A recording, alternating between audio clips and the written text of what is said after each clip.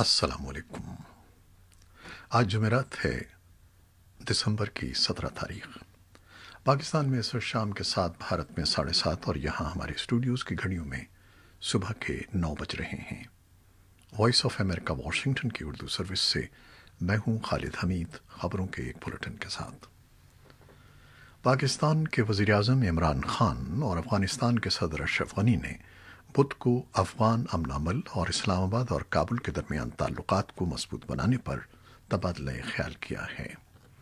अफ़गानिस्तान के सदरती महल ने एक बयान में कहा है कि पाकिस्तानी वज़ीर आज़म ने अफ़गान सदर को यकीन दिलाया कि पाकिस्तान अफ़गानिस्तान में पुरतशद्दुद हमले रोकने और जंग बंदी के लिए हर मुमकिन कोशिश करेगा।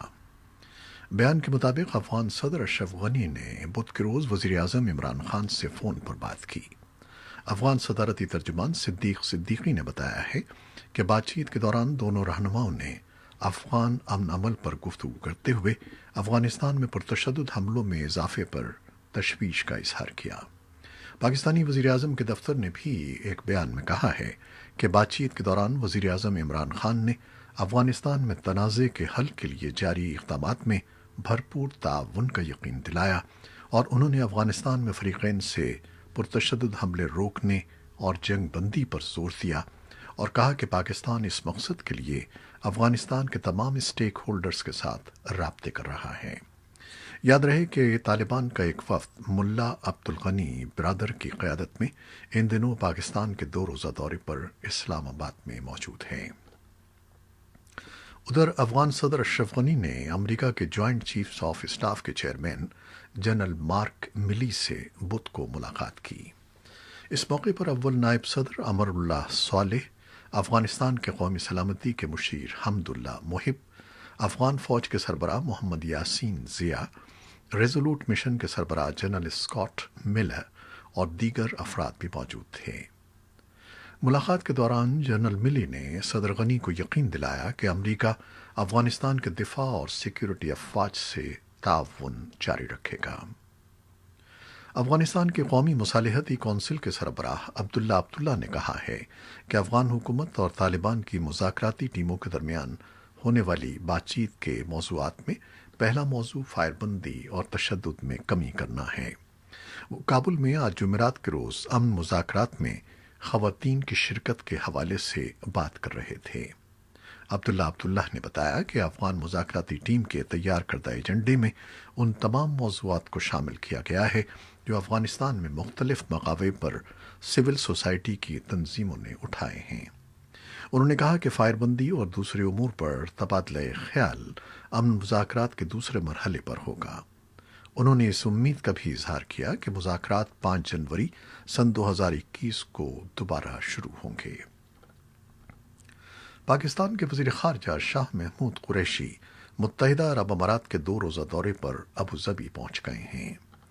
दफ्तर ख़ारजा से जारी किए गए बयान के मुताबिक वज़ीर ख़ारजा अपने दौरे में अमारात की क़यादत से दोतरफ़ा दिलचस्पी के उमूर पर बात करेंगे, जिनमें इलाक़ाई और आलमी उमूर भी ज़ेर गौर आएंगे। तज्ज़ियाकारों का ख्याल है कि आला सतह पर मुज़ाकरात के नतीजे में पाकिस्तान अपने खलीजी इत्तेहादी ममालिक से ताल्लुकात में पैदा शुदा सर्द महरी दूर कर सकेगा और माली मुश्किलात में आसानी के लिए UAE को $3 अरब की अदायगी का सद्देबाब भी मुमकिन हो सकेगा। ऐसे में जबकि नौमुंतखब सदर जो बाइडन अमेरिका की खारजा पॉलिसी को असर नौ तरतीब देने की कोशिश कर रहे हैं, उनकी सोच से वाकिफ लोगों के मुताबिक बाइडन सदर ट्रंप की चॉइस की तरह सैंक्शंस के इस्तेमाल से गुरेज नहीं करेंगे। लेकिन ज़राए का कहना है कि जब 20 जनवरी को बाइडन ओहदा संभालेंगे तो तवक्को है कि वो ट्रंप के इख्तियार करदा रवैये से जल्द ही एतराज़ करना शुरू कर देंगे और पाबंदियों के बड़े अहदाफ मसलन ईरान और चीन के मामले में कोई बड़ी तब्दीली लाने से पहले सोचने के लिए वक्त लेंगे। अमेरिका की मुख्तलिफ रियासतों में जहां शहरियों को कोरोना वैक्सीन लगाने का सिलसिला जारी है, वहीं अहम शख्सियात और सियासतदानों को भी कोरोना वैक्सीन लगाने का अमल शुरू किया जा रहा है। नौमुंतखब सदर जो बाइडन की ट्रांजिशन टीम के मुताबिक बाइडन को अगले हफ्ते कोरोना वैक्सीन लगाई जाएगी। अमरीकी हुक्काम इस कोशिश में हैं कि अहम शख्सियात और सियासतदानों को ویکسین لگا کر اس پر عوام کے تحفظات دور کیے جائیں۔ وائٹ ہاؤس کی جانب سے بدھ کو جاری ایک بیان میں کہا گیا ہے کہ امریکہ کے نائب صدر مائک پینس کو جمعے کو ویکسین لگائی جائے گی۔ بدھ کو ایک تقریب سے خطاب کرتے ہوئے بائیڈن نے کہا کہ وہ ویکسین لگوانے کے لیے لائن نہیں توڑنا چاہتے، بلکہ اسے جلد لگوانے کا مقصد یہ ہے کہ لوگوں کو اس کی افادیت اور اس کے محفوظ ہونے کا ادراک ہو سکے۔ ادھر وائٹ ہاؤس کے مطابق صدر ٹرمپ کو کورونا ویکسین اس وقت لگائی جا سکے گی جب ان کے معالجین سمجھیں گے کہ یہ بہترین وقت ہے۔ خیال رہے کہ صدر ٹرمپ اور ان کی اہلیہ کورونا وائرس سے متاثر ہو چکے ہیں۔ امریکہ میں امریکی دواساز کمپنی فائزر اور جرمن کمپنی بایون ٹیک کے تیار کردہ ویکسین شہریوں کو لگانے کی منظوری دی گئی تھی، جس کے بعد ملک بھر میں اس کی ترسیل کا عمل جاری ہے۔ امریکہ میں اس مہلک وبا کے باعث اب تک 3,04,000 سے زائد افراد ہلاک ہو چکے ہیں اور یومیہ کیسز کی تعداد میں بھی مسلسل اضافہ ہو رہا ہے۔ جرمنی میں بدھ سے لاک ڈاؤن کا آغاز ہو گیا ہے۔ پاکستان میں کورونا عالمی وبا کی شدت میں مسلسل اضافہ ہو رہا ہے۔ سرکاری اعداد و شمار کے مطابق گزشتہ 24 گھنٹوں کے دوران اس جان لیوا وبا کے باعث 71 افراد ہلاک ہو چکے ہیں، جبکہ منگل کے روز یہ تعداد 105 ریکارڈ کی گئی تھی، جو گزشتہ 5 ماہ کے دوران ایک دن میں ریکارڈ کی گئی سب سے زیادہ تعداد تھی۔ اس کے ساتھ ساتھ ملک بھر میں ری انفیکشن کے کیسز بھی رونما ہو رہے ہیں اور ڈاکٹرز کا کہنا ہے کہ 4 سے 6 ماہ کے وقفے کے بعد کوئی بھی شخص نئے سرے سے کووڈ-19 کا شکار ہو سکتا ہے۔ امریکی کانگریس میں کئی دنوں کے جمود کے بعد کورونا وائرس سے متاثرہ افراد کے لیے $850 بلین کے امدادی پیکج پر بدھ کے روز پیش رفت ہوئی۔ کانگریس کے چھٹیوں پر جانے سے پہلے اب ریپبلکن اور ڈیموکریٹ کانگریس کے اراکین ریلیف پیکج کے معاہدے کے قریب دکھائی دیتے ہیں۔ نئے ریلیف پیکج کی بنیاد $908 بلین کے کانگریس کے دو طرفہ اراکین کی گروپ کی تجویز پر ہے، جسے اس ہفتے پیر کو پیش کیا گیا تھا۔ نئے امدادی پیکج کا بل دونوں جانب سے رکاوٹ ڈالنے والی تجاویز کو الگ کر کے آگے بڑھایا جائے گا۔ نومنتخب امریکی صدر جو بائیڈن نے کہا ہے کہ اگر قانون ساز اس امدادی پیکج پر راضی بھی ہو جائیں تو ان کی آنے والی انتظامیہ نئی کانگریس سے امداد کے لیے اگلے سال کے اوائل میں بات چیت کرے گی۔ بدھ کو وائٹ ہاؤس نے کہا کہ صدر ڈونلڈ ٹرمپ اس نئے معاہدے کی منظوری دینے سے پہلے اس کی تفصیلات جاننا چاہیں گے۔ امریکہ میں کینیا کے ایک شخص پر الزام عائد کیا گیا ہے کہ اس نے صومالیہ کے الشباب دہشت گرد گروپ کے ساتھ مل کر امریکہ میں 9/11 کی طرز پر طیارہ اغوا کر کے امریکی اہداف پر حملے کا منصوبہ بنایا تھا۔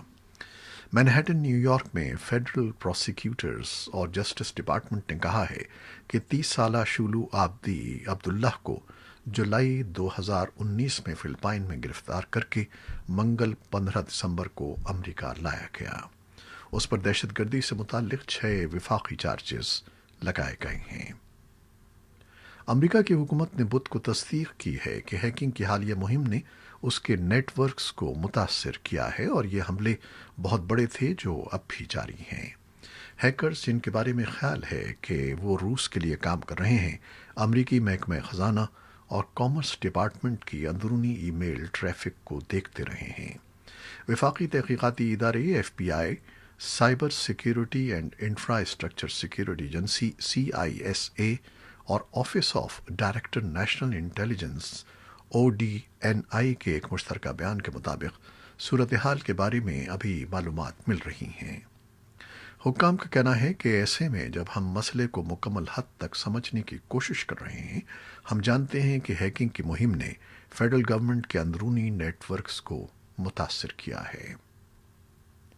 اقوام متحدہ کے سیکرٹری جنرل کے ترجمان نے خبردار کیا ہے کہ انسانی ہمدردی کی بنیاد پر اس کے فنڈز کے اہداف سے نصف سے بھی کم رقوم جمع ہوئی ہیں۔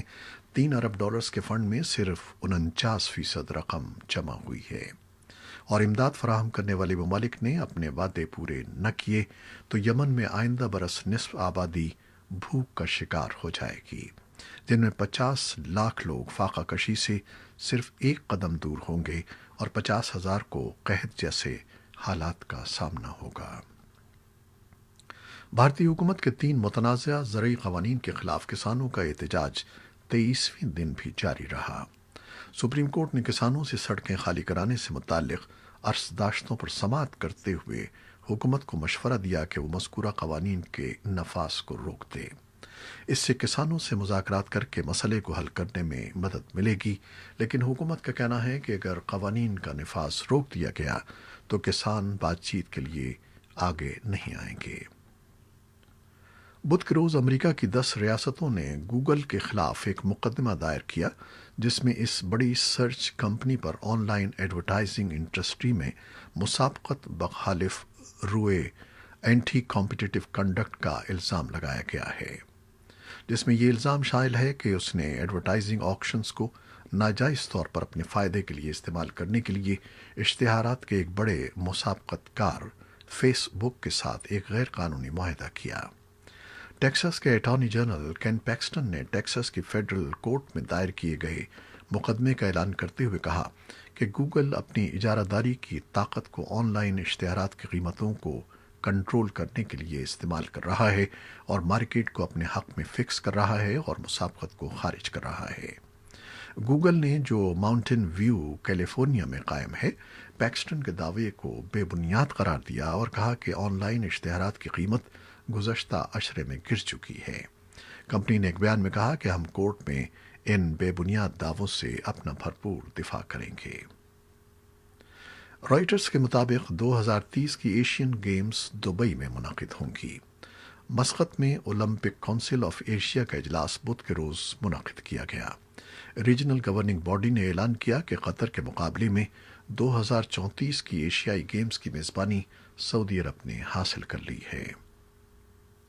مشہور اداکار ٹام کروز لندن میں فلم مشن امپاسبل کی شوٹنگ میں مصروف عملے سے کورونا وائرس سے بچاؤ کے لیے احتیاطی تدابیر پر عمل نہ کرنے پر ناراض ہو گئے ہیں۔